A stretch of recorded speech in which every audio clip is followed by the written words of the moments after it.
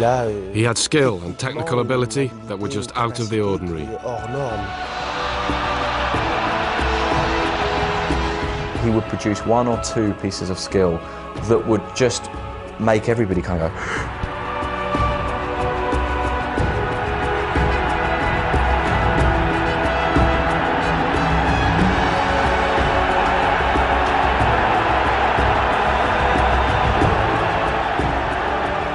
I think all lovers of football, and not just Real Madrid fans, enjoyed that goal.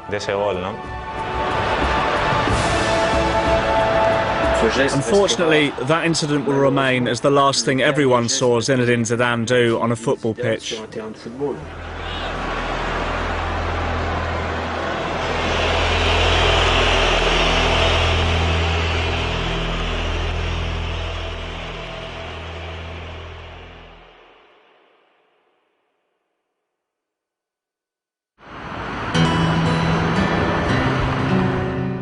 Zinedine Zidane was born and brought up here in the underprivileged Marseille suburb of La Castellane, which is home to mostly first and second generation immigrants.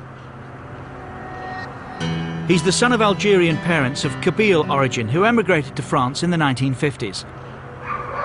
Hence his middle name, Yazid, by which his close friends and family still call him today.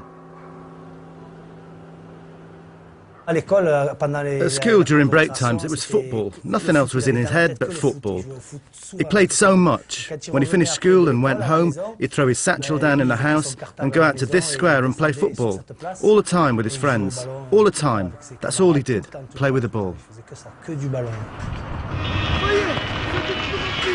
Although he left here to join AS Cannes as a teenager, he's never forgotten his roots. Today he funds the local football team, La Nouvelle Vague, and is the club's honorary president. Without Zidane, these youngsters wouldn't have a team to play for. He helps us financially and gives us a lot of support. He buys all sorts, balls, shirts, etc. And he's helped by his brother Farid. And with him, he's responsible for everything at the club. He joined the French side AS Cannes after being spotted by their scout, the late Jean Varot, the man who Zidane regards as the biggest influence on his career. He made his first team debut aged just 17, and those who played with him at the time remember his exceptional raw talent. At 18, he wasn't the great Zidane. No. He was already gifted technically, but he wasn't strong physically. But technically, he was superb. He had sublime skill, a superb touch, and all the moves. On a technical level, he was much more advanced than the rest of the team. The French city of Bordeaux is better known for its fine wines than its football team. And that was his next destination in his rise to the top. There, Zizou didn't fully mature into the superstar he eventually became, but his quality in a better side shone through. Although he failed to help the club win any silverware during his career there, he was voted Ligue 1's best player in '96. As technical coach, Pierrot Labat played a major part in Zidane's development at Bordeaux. Zizou is the biggest success of Labat's long coaching career, which includes Zidane's former Bordeaux teammates Christophe Dugarry and Vicente Lizarazu, who also formed part of France's World Cup winning team in 1998. Labat recalls his first impressions of Zidane back in 1993. Because he was a player who appeared introvert. In fact, he doubted himself. I attempted to instill confidence into him. It was one of the first time in fact, that I applied psychology in order to provide him with the self-belief that allowed him to produce his full potential. Zidane was outstanding during his time at Bordeaux.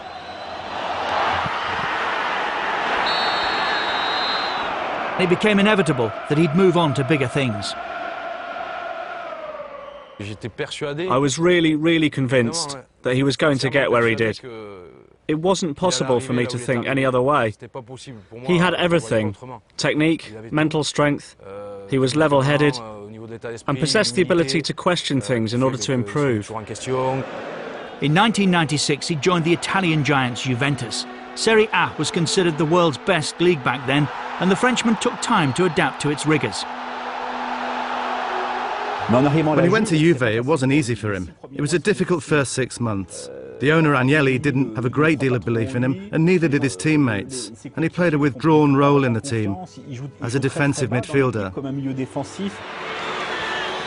Once he was played in a more attacking role, Zidane developed into a truly world-class player.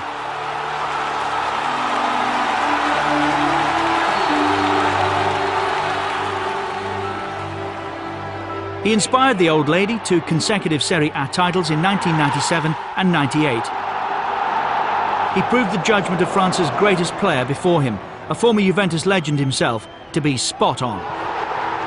Michel Platini gave an interview to the Italian press in November '96 and said, "You're going to eat your words. Zidane is a playmaker. Take another look, believe in him and watch him change." And he did change at Juve, when everyone eventually put faith in him. Immediately after that second Scudetto, Zidane represented his country at the World Cup for the first time. France was the host nation, and the last time they held a major tournament, they won it. Platini inspiring them to the title at the 1984 European Championship.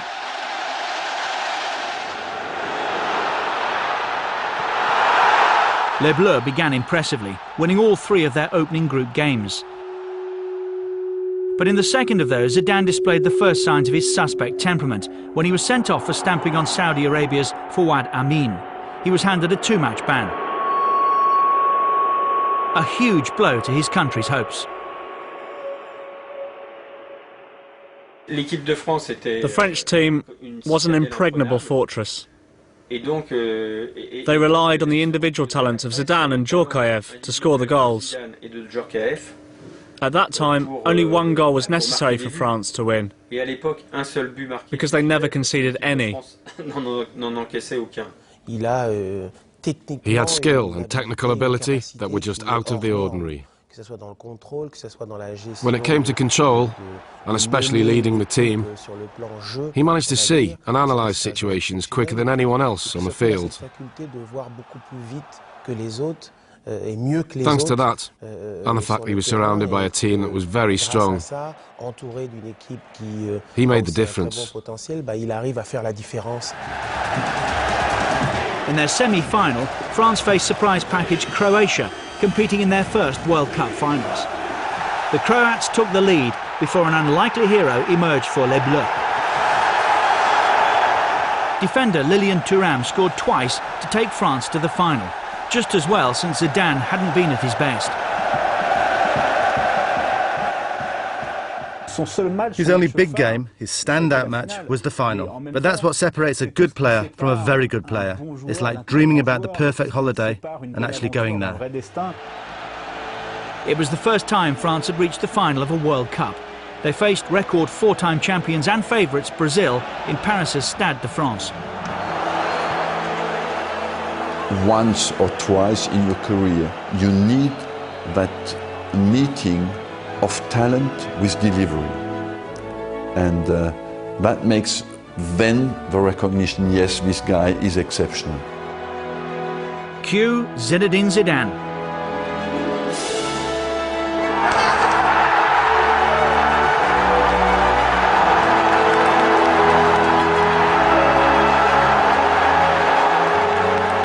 That is then the marriage of art with mental strength. And Zidane delivered on 98 in the final. Another rare Zidane header made it 2-0 just before half-time.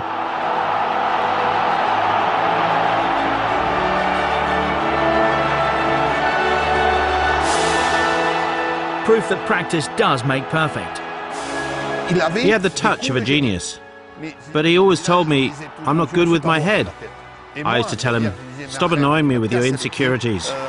I made him work on his heading. France eventually won 3-0. He gave a meaning to the way France played. Take the team, despite all the goals in 1998, it was mainly defensive. Zidane gave it balance. Without him, it was a team that lacked panache, lacked a positive image.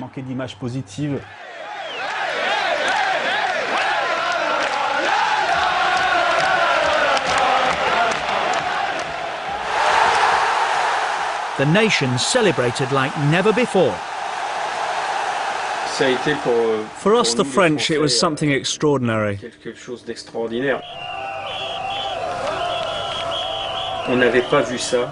Nobody had ever seen anything like it since liberation after the Second World War. Nobody had ever seen so many people in the street like that. What's more, we'd never seen the people virtually as one, together.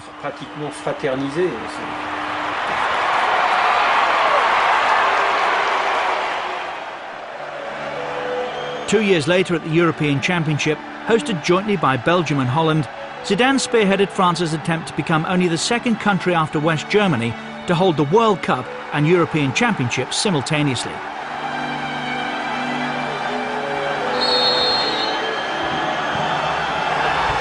This free kick helped France defeat neighbours Spain 2-1 in the quarter-finals. It was as if in '98 France had reached the top of the mountain, and then they stayed there until 2000. And Zidane made all that happen. It was as though the French team still had a few metres left to climb to the top, but Zidane climbed those few metres for them, and his teammates followed. France needed their mountaineering expertise again when Nuno Gomes gave Portugal the lead in their semi-final. But the World Cup holders fought back.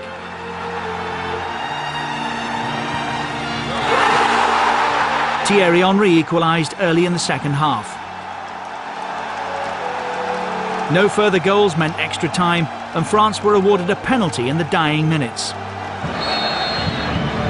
Zidane scored what was a golden goal.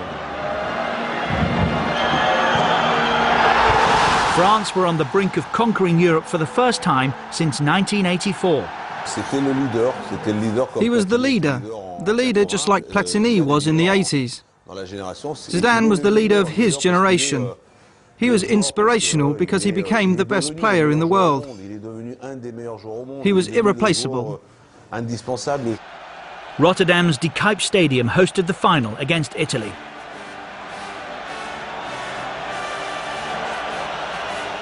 When France won this tournament 16 years earlier, Michel Platini was their inspiration.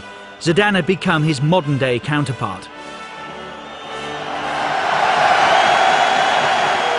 But things weren't going to plan for Zizou and France when Italy took a second-half lead.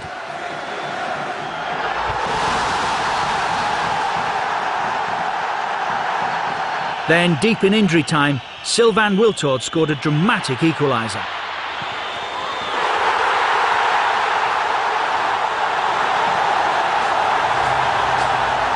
That took the game into extra time. Towards the end of the first period, Robert Pires broke down the left. David Trezeguet may have been the hero, scoring a golden goal winner to give France the title, but Zidane's Player of the Tournament award was fully deserved. For me, Euro 2000 will always be Zidane's peak. In 2000, he was the leader of the national team, one of the best players in the world, and he handled the pressure. He scored important goals and took the team to new heights. For me, that remains the most beautiful summer of Zidane's career.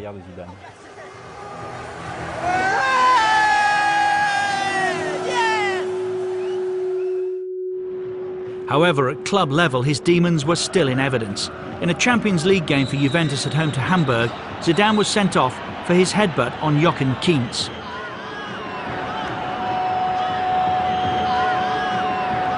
It was something we'd see repeated more famously on an even bigger stage 6 years later. I think he did have an explosive temper, but then again, there was a lot of pride in those outbursts. That's something that made him a winner, but it's also something that cost him dearly as well. That headbutt against Hamburg cost him the Ballon d'Or in 2000, which he deserved that year, and Figo beat him to it because of that.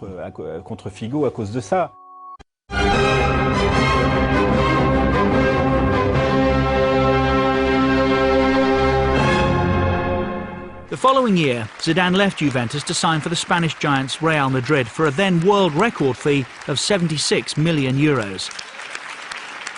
spearheaded President Florentino Perez's Galacticos policy, signing big-name players for big money to create a very marketable super team that would sweep all before it. Bizarrely, Zidane's career at the Bernabeu began at a meal table in Monaco.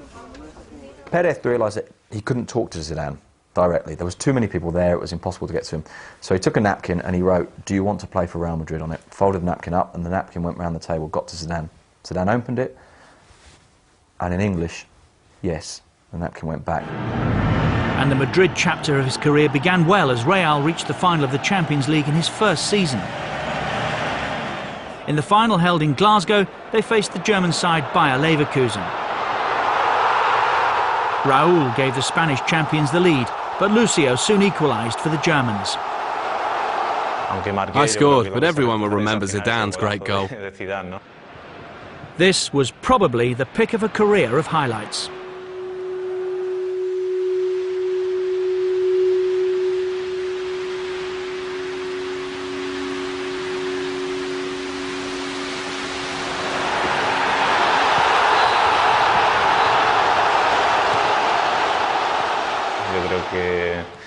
I think it was magnificent. And to have been there as a teammate, so close to him when he scored that goal. I think all lovers of the game, and not just Real Madrid fans, enjoyed that goal. I think that when he really finally got accepted, it was like, well, we've spent £40 million or £50 million on this bloke, what? And then he scored that goal and everyone went, ah, that's why we bought him.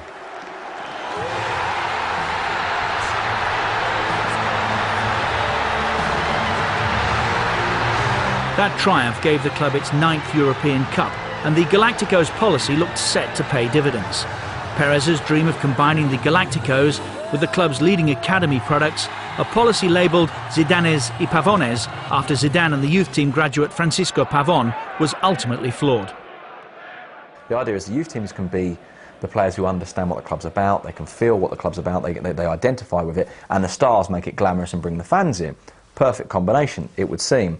There were a number of problems with it. The idea that it was a romantic image was slightly wrong. It was also an economic reality, that by having a Pavón, you can pay him very, very little compared to the Zidane. So you can balance out the fact that you've got to pay Zidane €11 million a year before tax by paying someone like Pavón only €250,000 a year. Now that is problematic because it creates a division within the dressing room. Constant failure in the Champions League after that success in 2002 meant that the only other silverware the club won in Zidane's 5 seasons at the Bernabeu was the domestic title in 2003, a paltry return for the huge amounts of money invested. But nobody blames Zidane. Despite the failure of Madrid's superstars like Ronaldo, Figo and David Beckham to gel as a team, he was outstanding individually. Indeed, Zizou was named FIFA World Player of the Year again in 2003, 5 years after he first won the prestigious award while at Juventus.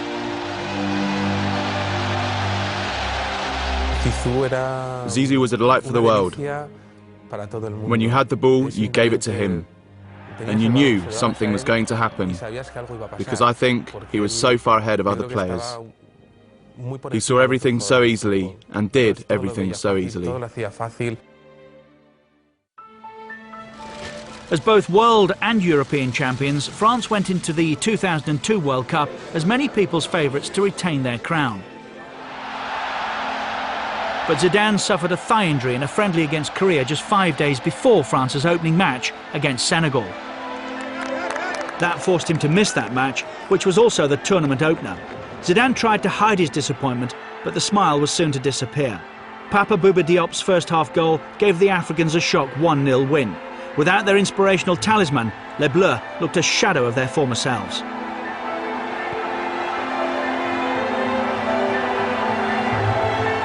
Zidane also missed their next game, a tame goalless draw with Uruguay, and French coach Roger Lemaire was forced to play an unfit Zidane in their final group game against Denmark, a match France had to win to stand any chance of progressing. With his thigh heavily bandaged, Zidane was far from his best, and France were a spent force. They lost 2-0 and went home in embarrassment, having failed to score in any of their 3 games and with the worst record of any previous World Cup winner. France weren't a one-man team, but far less of a force without their fully fit playmaker.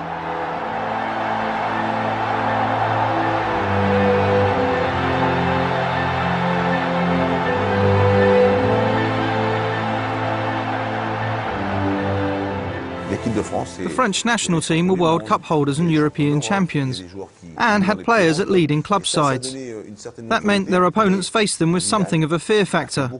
Zidane contributed a lot in that respect. He was someone who provided so much to, and did so much for, the French national team. And with the aura of invincibility surrounding France a thing of the past, the European Championship in Portugal 2 years later provided the chance for Les Bleus to silence their critics, and with Zizou back to full fitness, their campaign began well. Their captain scored twice in injury time against England in the opening game to give his country a 2-1 win. With Zidane seemingly back to his best, many were tipping France to retain their crown. And facing unfancied Greece in the quarter-finals strengthened that claim.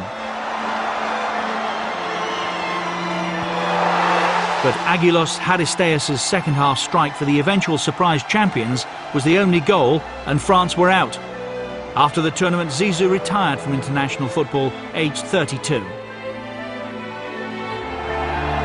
France's lack of a replacement saw Zidane reverse that decision just over a year later. But he announced that the 2006 World Cup in Germany would mark his retirement from all forms of the game.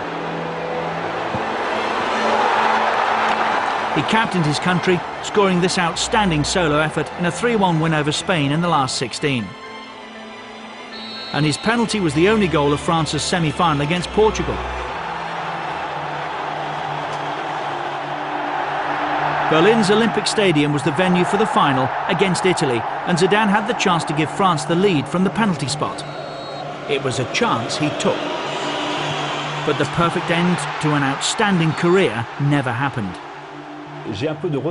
I felt angry. I saw it as behaviour that was detrimental to the team, that damaged our chances, and which suggested that his last game was more important than the World Cup final for France. Marco Materazzi, who'd equalised for Italy to take the game into extra time, was writhing in agony on the pitch. He left us more than disappointed. He left us as battered as Materazzi. To everyone's astonishment, television replays showed Zidane had headbutted Materazzi in the chest. It was also seen by the fourth official, who informed the Argentine referee Horacio Elizondo. He had no option but to show Zidane the red card. 10 seconds after his headbutt on Materazzi, the whole of France said, "What an idiot. Why did he do that? You can't do that in the final of the World Cup. You can't take the law into your own hands in a final like that." He not only hurt the team, it was like he'd kicked his teammates. Later, it was revealed that Materazzi had insulted Zidane's sister, and France, without their captain, went on to lose the final on penalties. The following day, everyone forgave Zidane. What he'd achieved in his career overshadowed the mistake he made, which was, as he admitted, a mistake. They say all geniuses are flawed, and Zidane certainly fits into that category. Zidane was football's answer to the Bolshoi ballet, and I think that's absolutely true. Zidane was elegance above all else. His skill, control and vision made playing the game look easy. We can see why he was number one, not only for what he did during matches, but also for what he did in training sessions. I remember seeing him in training, and I said, that's just incredible. He was one of a rare breed, a player who fans pay to watch. Zidane has an exceptional coordination, an exceptional touch of the ball, and every area 3 yards around Zidane, you could give him the ball where you want it. He puts it down and plays. Shy and introvert off the pitch.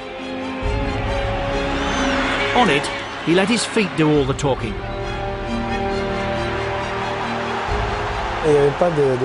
There was no chance of truly finding a way of stopping him. There was no secret against Zidane. Merci beaucoup for the memories, Zizou.